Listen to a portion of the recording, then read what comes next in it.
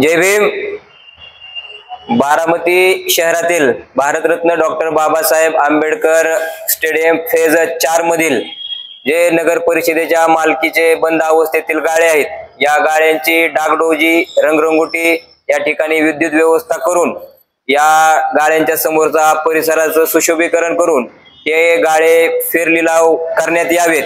तसेच फेरलिलावात या गाळ्यांची अनामत रक्कम आणि मासिक भाडे देखील कमी असावे आणि या लिलावामध्ये बारामती शहरातील नागरिकांनाच सहभाग घेण्याची मुभा द्यावी।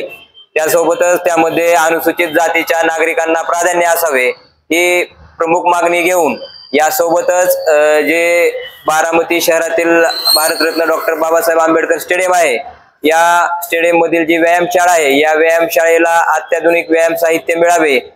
या ठिकाणी 24 तास सुरक्षा रक्षक नेमावेत आणि हा संपूर्ण परिसर सीसीटीव्ही कॅमेऱ्याखाली आणावा।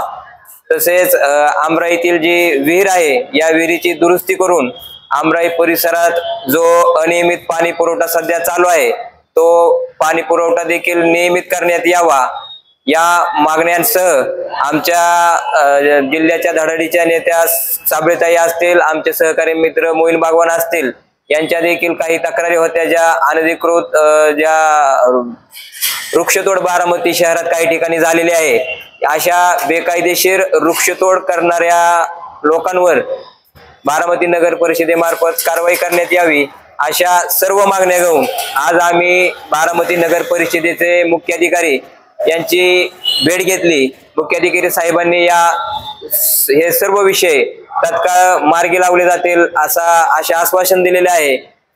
त्यामुळे मी त्यांचे या ठिकाणी आभार मानतो। परंतु येणाऱ्या काळात जर या मागण्या पूर्ण झाल्या नाहीत तर Republican Party of India Athawale पक्षामार्फत आंदोलन आम्ही करणार आहोत, अशी देखील त्यांना कल्पना आम्ही या निमित्ताने दिलेली आहे।